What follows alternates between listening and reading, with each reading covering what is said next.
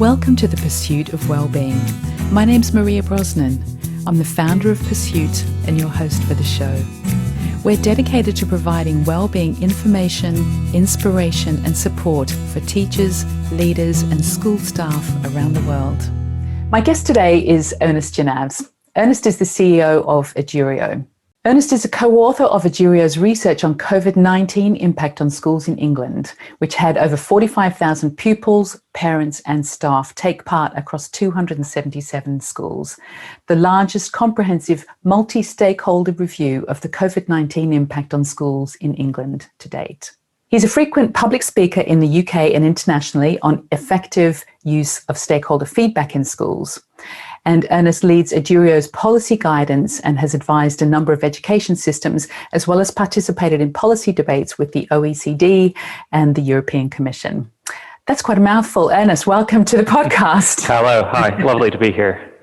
Thank you. Firstly, I just want to ask, just for people who might be listening from other parts of the world, just to explain, what do you mean by stakeholder or multi-stakeholder? Who are we really talking about here? Of course.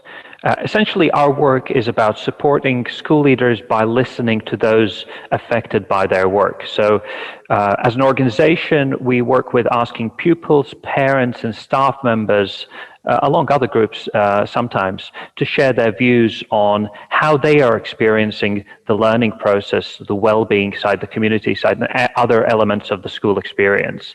So it is about building an evidence base on those elements important for school leaders by asking those who experience it firsthand.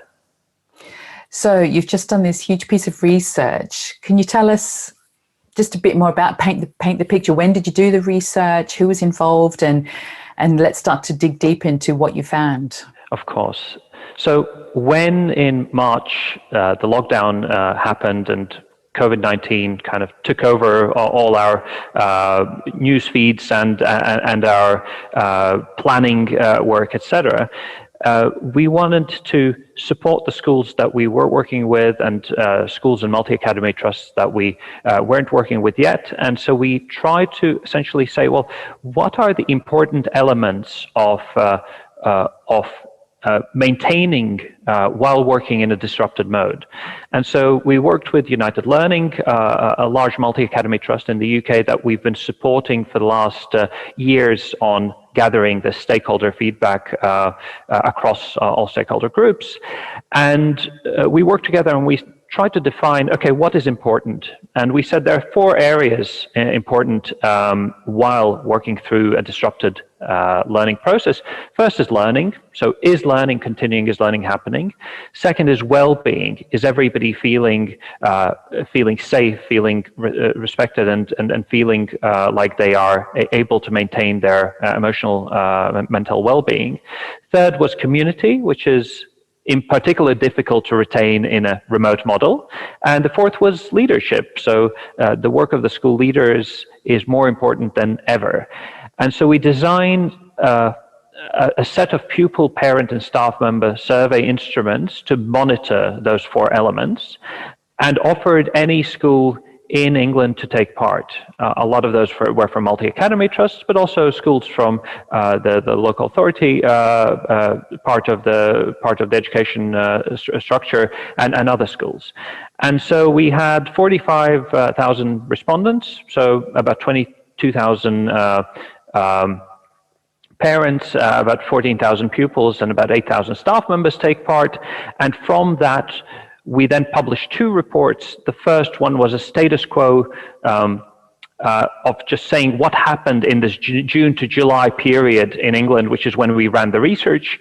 And then the second one was looking deeper at what actions by the school leaders drive those outcomes, improve well-being, have correlation with better learning experience. So we tried to move from this observational analysis to then trying to help school leaders figure out what works and come up with these 2 research papers. When you say what actions drive behaviours, it'd be great to just start to look at what were your key findings and what actions actually helped, especially in terms of leadership, and what supported everybody in those stakeholder groups. Of course. And I would like to say, before we kind of go into analyzing specific actions, there is a positive message from the research, which was that the vast majority of staff members and parents said that their school is doing a good job at tackling the COVID-19 disruption. And the majority of pupils said they're coping well within the given environment. So while we know that there are a lot of challenges, and as education leaders, we need to be responsible for everybody's experience, not just the majority, but there is a positive message that the stakeholders appreciate the work done by school leaders. While there are a lot of challenges, that is understood and appreciated by everybody involved. And overall, the communities are able to stay together and support each other. And so that's just something that I want to emphasize, that when we read all the news of this going wrong and this going wrong, it's easy to lose track of the fact that there's a massive amount of work put in by school leaders throughout the country, and that is seen and that is appreciated. Yeah, I think that's a really great point to emphasize, because I personally know a lot of head teachers and senior leaders that are feeling so exhausted and burnt out, and probably quite lonely as well. Like it's hard at the moment in schools. And so to get that feedback that it's actually acknowledged and appreciated, the efforts that they're making, is a very important point. Absolutely. When we are facing a completely new situation for everybody, we can't expect to make all the right decisions and all the right choices, but it is important that we support each other through this, and that is something that we saw and we continue to see as we work with other schools and trusts currently. But if we talk about the kind of the concrete findings, there's a few themes that I want to touch upon. One is communication, which was the highlight of the work. Second is about how we involve the parents. And third is specifically thinking about the well-being structure and the well-being support available for staff members in schools. So those are the main ones I'd like to emphasize. There are multiple other points that we can touch upon, but those are the three ones I'd like to briefly talk through. And communication is the one I'd like to start with, because that is the easiest one to fix and improve, and also the most important one. So when things are uncertain, the thing appreciated and requested most by the staff members and parents, and as well as pupils, is just tell us what's going on. The kind of the crippling feeling of anxiety is it's enough that we don't know what's going on in the world and what's going on in the country. Any limited information that we have, if that is communicated fast and almost over-communicated to everybody involved, that boosts confidence and trust in the school's ability to cope with the situation. So that's kind of message number one, which is even when you don't know everything, there's a kind of tendency for us often to kind of feel like we, the leaders, need to make sure that we have all the right answers before we kind of position it to the staff members, to the parent community.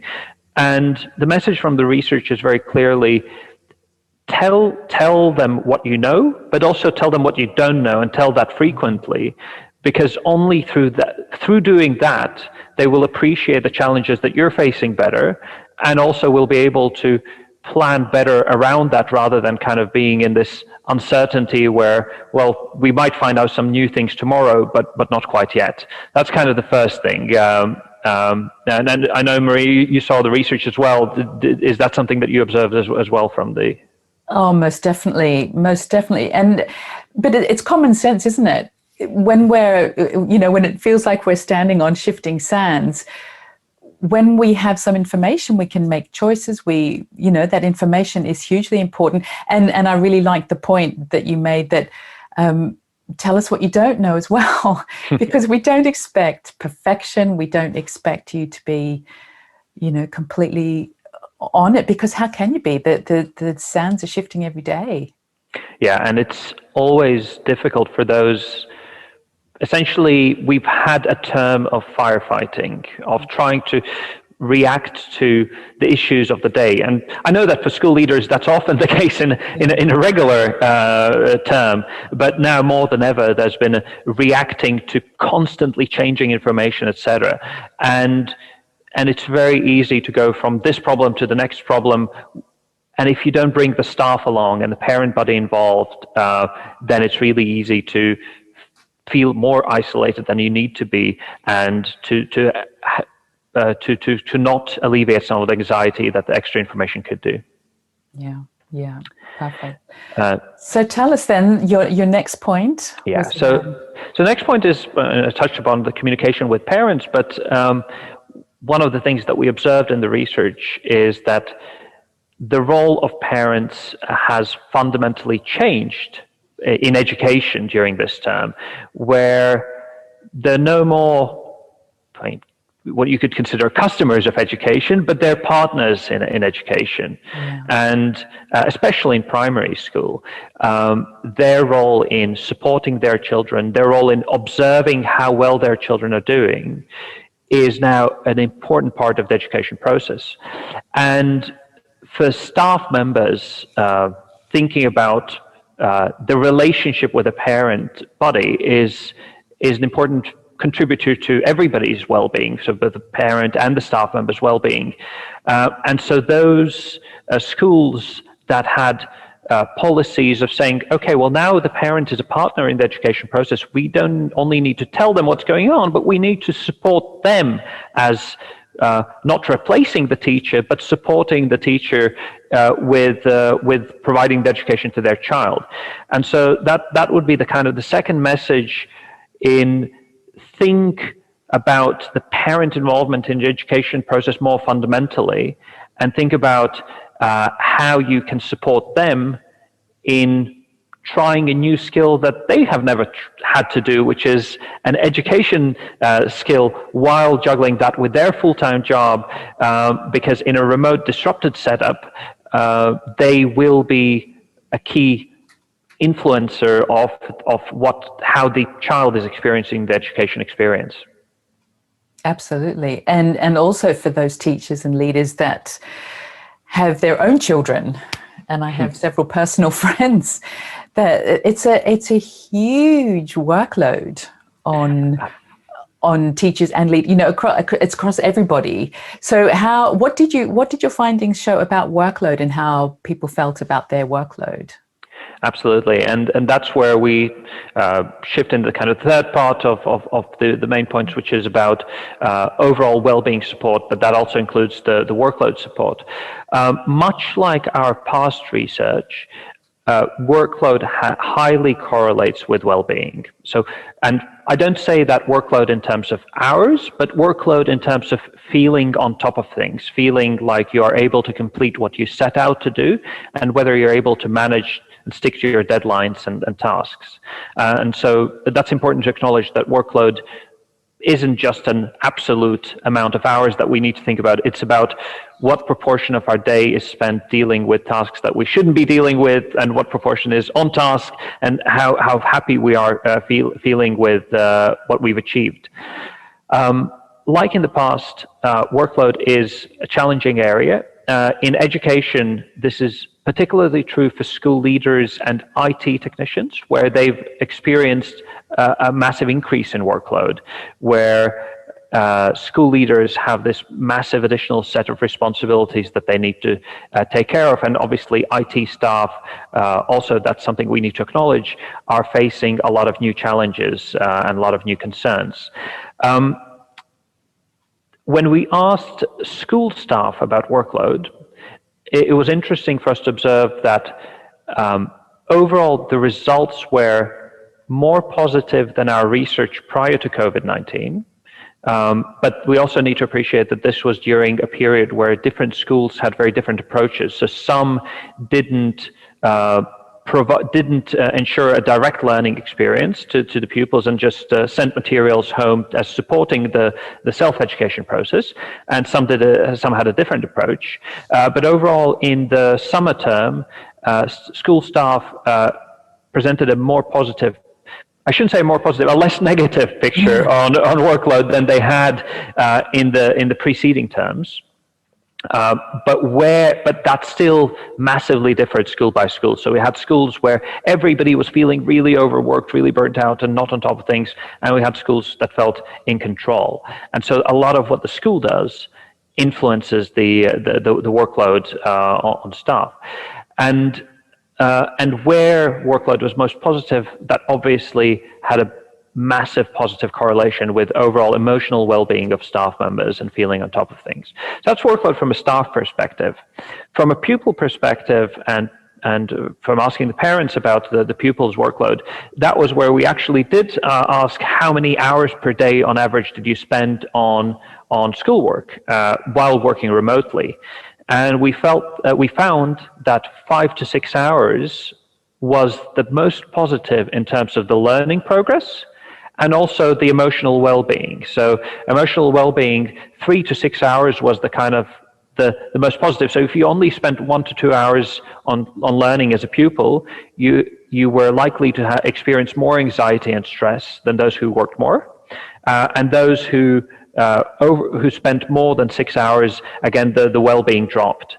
And so that's, again, thinking about balancing the load for the pupils, that is the kind of workloads that seem to be optimal, both in terms of learning process and the well-being process.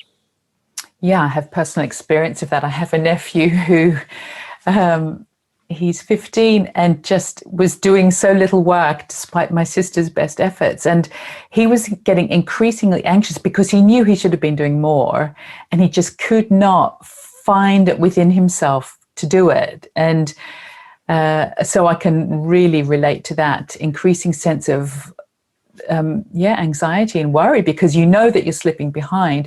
And what can schools do? I know that, and that's where the parent partnership and the schools working together and the pupils. How did you get any insights into what helps there? So a lot of pupils reported that they struggle to self-motivate and work individually, because that's not a skill that they've been learning, right? Exactly. And so now that we are in a different stage of education where some schools are fully isolated and working remotely, some schools are in person, we can think about the future. And when we think about the future, we need to work on self-study skills, because that will, in the next term, or in the next year, really, that will be an on and off requirement. So that is as an actual skill that needs to be developed. The other part is the organizational part, is how can we give maximum clarity for pupils? So are all my teachers in the school communicating to me as a pupil with a shared plan? Is there a clear plan for my week? Or the biggest challenge to kind of starting to feel like I'm out of control is when I have 3 different teachers communicating to me in 3 different platforms. So somebody's sending me a WhatsApp, somebody's sending something through the LMS, somebody's sending an email to my parents, and without coordination of what tasks I need to be working on. So in order to support those pupils who are struggling, it's easy to kind of fall into the mindset that, oh, they're enjoying their freedom of not having to come to school, and it's they've always wanted to slack off and not work. It's not the case. They're just not able to. They're not prepared for this new way of working. And as school leaders, we need to think about giving them clarity and support by structuring their day and their week, really. Yeah, so helpful. And I'm sure that's helpful for everybody to know that. You know, obviously the clearer the picture for everybody, the better it will work. With no judgment, no blame, of course, because it was all just so sudden. So, but what can we learn from that? What can we take from this? We're recording this in end of October. And it looks like, of course, there's going to be disruption for the coming months, for who knows how long. So, yeah, what do we learn from this, and what can we take from it to do better going forward? That's all. Absolutely. And that also, I mean, there are 2 elements. One is we are forced into the biggest experiment of the education journey in the last decade, if not longer. And it's certainly the most sudden education experiment that we've ever had, whether we want it or not. And there's a lot of things we can learn right now about the future, and we can reflect, etc. But while we're doing that, it is important to acknowledge that it is putting a different emotional strain on everybody involved. And that's where the well-being work really needs to come front and center for school leaders, is that while we are thinking about how this can influence us for the future, and while we're still tackling all the immediate operational priorities and needs and planning whether everybody will have something to do next week or next month, establishing clear emotional well-being support networks in the school is the only way how we can go through this as a group together, as a community, without kind of long-term trauma. And that's something that when we asked staff members in particular, we saw that when we asked what support from the school leadership have you appreciated the most in this period, obviously health and safety guidance that came high, communication was top, and emotional and well-being support and encouragement and providing feedback were the things that came much higher than methodological or admin support. And that's the interesting bit, is staff members said they appreciate the just being kind of encouraged on much more than giving methodological guidance and giving support of those aspects of the professional experience. And when we asked, what would you like more? We could say, well, maybe that was just we were better at emotional support than we were at admin support. But when we asked staff members, what support you'd like more, there as well, emotional support came top, along with communication and feedback. And actually, staff members said, we'd like more feedback through this. How are we doing? How our work is affecting the children. And that's a clear message that as school leaders, we need to support the professionals in our school emotionally first and professionally second, because they have the professional skills. But when we're facing the new experience, we're not always emotionally prepared for that. And that is a key element of priority. That does everybody know what emotional well-being support is available to them? And that includes pupils, parents, and families, as well as staff members. And actually, do they know that we appreciate their work? So the sense of being appreciated correlated very high with emotional well-being of staff members. So how often do you as a school leader say thank you for the work that everybody's putting in? That alone, just saying thank you, can have a massive positive impact on everybody's emotional well-being. Because when we're fighting through this, the sense that we know that we're not going to make all the right choices, we're not going to get everything right, but that our work is appreciated, can help us massively navigate this better. That's a wonderful insight. And I think too, for teachers that are listening to this, to acknowledge their senior leadership team as well, and to make sure that that's going both ways between the senior leadership team to the staff and vice versa. But across everybody, it's challenging times for everybody. And I think those simple gestures of acknowledgement and gratitude and kindness go a long, long way. They really do. Absolutely. It's the cheapest tool in the box of being able to support each other. And of course, it's not going to solve all challenges. And we have very real challenges around various pupil groups that are not engaging, etc. But when we're going through this experience, being mindful of each other and supporting each other takes a lot of the unnecessary load off each other.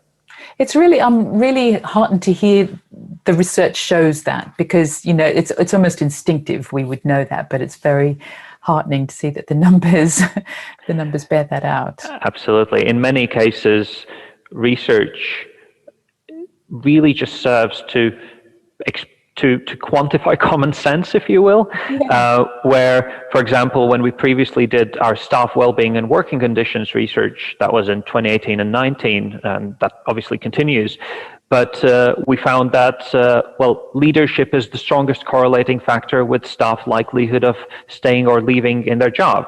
And again, it's something that is not surprise. You don't leave your job, you leave your manager, and that's as the saying goes. But it was wonderful to see that no, education doesn't operate by different rules than everyone else. We see the same things that we feel instinctively to be true. Yeah, yeah. Ernest, is there anything else as we start to wrap up, anything else that you'd like to touch on? And we will certainly let people know where they can get their own free copy of this report. But before we wrap up, any other areas you want to touch on? Yeah, no, I think the research, there's a lot of interesting insights about kind of community and how leadership can support, what kind of support is most helpful for staff members and parents. But I'm not going to talk through many data tables. For anyone interested in doing that, they're welcome to read that and obviously get in touch with any follow-on questions. We're continuing to carry out research in this space, and next month we'll be publishing a third report in the series, and that will be focused on technology use during this period of disruption. What technology tools work better, what didn't, what challenges and devices many staff members and pupils and parents faced. So it'll be a third research, and I hope to be able to report on that and put together a research paper on that as well. And so we are continuing this work, and so stay tuned for further insights. And any sneaky insights already from your early data from that? I can give a quick observation that was really interesting. Was that obviously the majority of teachers experienced new teaching tools in their experience, but actually for the majority they relied on a combination of existing ones and new tools. So there's a lot of new technology that was tested and tried. So again, there's a massive experiment, if you will, in using technology. What was interesting was that 3/4 of the staff members who experienced new technology said they would want to continue using it post-disruption. So a lot of the solutions that we found and saw could be useful beyond the current period. Now, schools will need to consider how that influences the budget and the various elements of teacher training, professional development to support their ability to use these tools. And that opens up a whole new discussion of what is education in a post-disruption world. Is there a hybrid model where some pupils fared better? They felt their emotional well-being had improved during this summer term, where they didn't experience bullying on a daily basis, etc. So with this report and with other reports to come from us and many others, we need to keep reflecting on, already think about what we can carry forward to support our work in the long run. Because while there is a current massive cost to us all from this experience, I'm sure that many of these elements of technology, as well as working practices, we can take and adapt and make it a better experience for everybody involved. Mm-hmm. And one final question about some new research that you're doing around equality, diversity, and inclusion. Can you tell us anything about that? Yeah, absolutely. And that's a research that we will be formally launching over the next couple of weeks. But obviously, with the Black Lives Matter movement and other social initiatives, the importance of equality and diversity in the workplace is more on everybody's agenda than it has ever been, and that's a very welcome development. And to support that work, we're launching a new project that we all in the team feel very passionate about. It is to understand whether all staff members feel fairly treated, feel like in an environment where they can identify with their colleagues, with their leadership team, whether they feel they have equal opportunities for career progression, and whether they've been fairly treated in recruitment stage. And so we will be looking, we have designed a survey instrument in collaboration with Academy's Enterprise Trust, which is a large school group in the UK. And we will be looking to, we will giving any school an opportunity to participate in this research for free.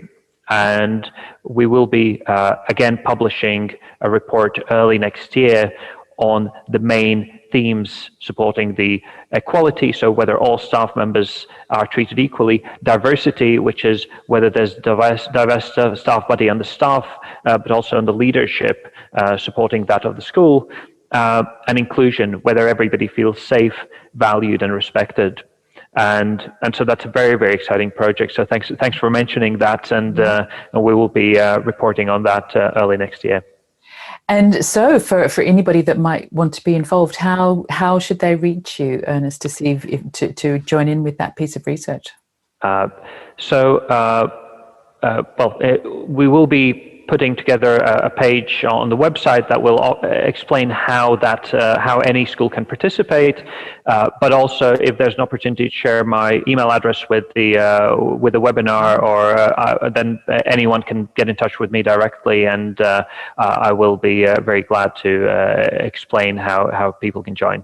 Yeah, well, absolutely. If you're happy to share your email address, that's probably a good time and place to do it now, if you'd like, and then we'll make sure it's in the show notes and on the website as well. Absolutely. So anyone can get in touch with me as Ernest.Jenavs, so that's my name surname at edurio.com. So with any feedback on our past research or interest in our previous research, I'll always love hearing from people in education who are passionate about the work. Great. Well, I've been speaking with Ernest Jenavs, and his website is home.edurio.com. Again, this is on our website. So if you're driving as you're listening to this, or if you're cooking your dinner, you don't have a pen to hand, it's all on our website. You can connect with Ernest on Twitter at @ejenavs. Ernest, thank you so much for joining us today on the podcast. Thank you. Thanks so much for watching. Check out our website, pursuitwellbeing.com, for information about our 5-step wellbeing action plan for teachers and school leaders. There's a link in the description below. I'd love you to connect with me on Twitter at Maria Brosnan. And if you enjoyed the show, please hit the subscribe button. If you feel inspired, give us a thumbs up, comment, and share it with your friends.